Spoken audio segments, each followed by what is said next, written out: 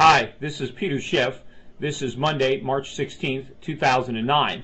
And I wanted to speak today about Ben Bernanke's interview last night on 60 Minutes.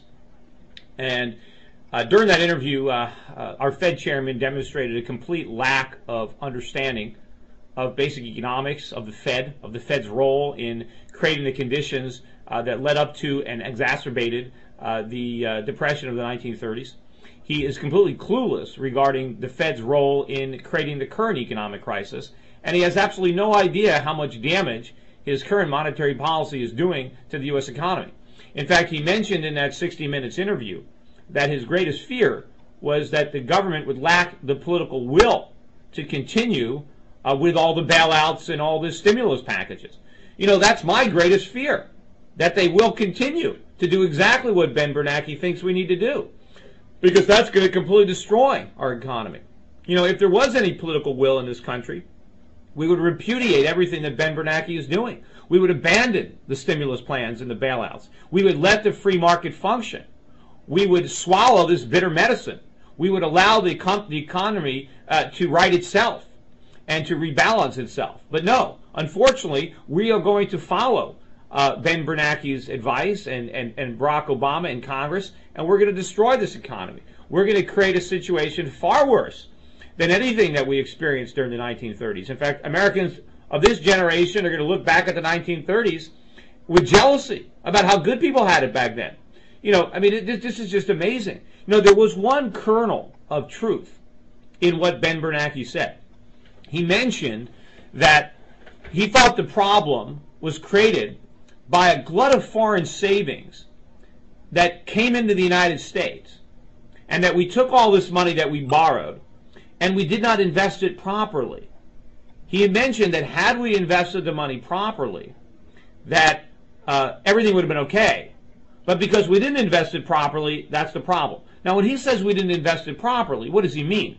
Well, what he really means was we spent the money. We didn't invest it at all. That was the problem. We borrowed money to build houses, to buy cars, to buy consumer goods. We spent the money, and now we can't pay it back.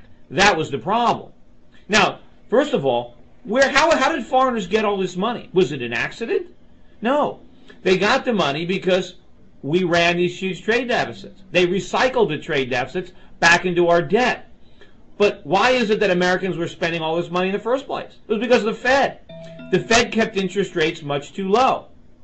Because interest rates were so low, we consumed too much. We didn't save enough. So we shipped our money abroad. Foreign governments, of course, then recycled that money back into U.S. debt instruments to prop up our currency to keep us spending. But again, we didn't invest that money productively. We simply spent it. Also, you know, Ben Bernanke talks about all the foreign savings. Well, why didn't we have any domestic savings? It was because of the monetary policy of the Fed. Interest rates were too low. People were being punished for saving money, so they didn't save any.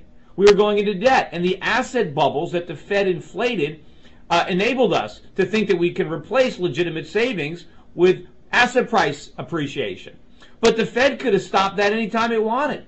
The Fed could have raised interest rates aggressively. The Fed could have ended all those malinvestments. The Fed could have got off that flow of funds, but it chose not to for political reasons. It loved the phony economy. Everybody felt great. The politicians loved it because they all got reelected. And Ben Bernanke, or rather Alan Greenspan, was just a lapdog for these politicians. The Fed created this problem. It was their monetary policy. And if Ben Bernanke doesn't understand this, how is he going to help solve the problem?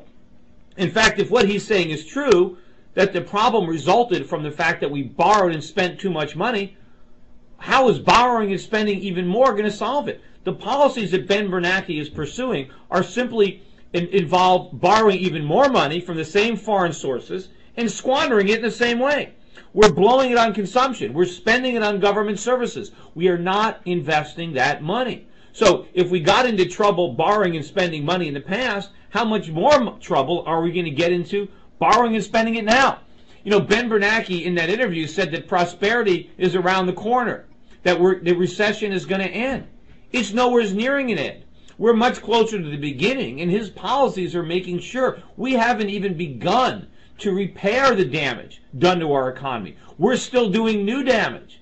So if we haven't even started to address these imbalances yet, How can prosperity be around the corner? And remember, this is exactly what Ben Bernanke said over and over again. And Ben Bernanke is right. He talked about the fact that we borrowed all this money and that we squandered it. Now we can't pay it back. This dovetails with the last week we had rumblings from the Chinese premier about the fact that they're worried about all the U.S. government bonds they own and all the mortgage-backed securities. Well, how are we going to pay that money back? According to Ben Bernanke, we didn't invest the money wisely. We're blowing it. We can't pay it back. The Chinese have to know that. It's amazing that we had officials from the Obama administration reassuring the Chinese that their investments are safe. I mean, it reminds me of the guy from Bear Stearns going on television telling everybody how sound Bear Stearns is. I mean, what do we expect? Do we think Obama administration is going to send a representative to say, you know what, Chinese, you're right, you're screwed on this one? You loaned us all this money, you haven't a prayer of getting it back? How can we possibly pay the Chinese back the money we borrowed? We can't. I mean, can you imagine Barack Obama delivering a speech where he says to the Americans, my fellow Americans, unfortunately, we're going to have to raise taxes. We're going to have to raise taxes on the average American worker who still has a job across the board. The biggest tax increase in U.S. history. We're also going to have to cut Social Security. A lot of you are getting Social Security checks. These checks are going to have to be smaller. We're also going to have to abandon our plans for education and health care and the environment because we need the money. We need to give the money to the Chinese because we owe them a lot of money. We borrowed a lot of money, and we have to make interest payments to the Chinese. And interest rates are rising, and those payments are getting more expensive, so we need the money. So we need to raise taxes. Does anybody believe for 1 second that we're going to do that? Of course not. We're going to basically vilify the Chinese. We're going to blame them for the problem. We're going to say that they were predatory lenders. We're going to ask for a modification. We're going to say we need a cram down. We need interest rate reductions. We need maturity extensions.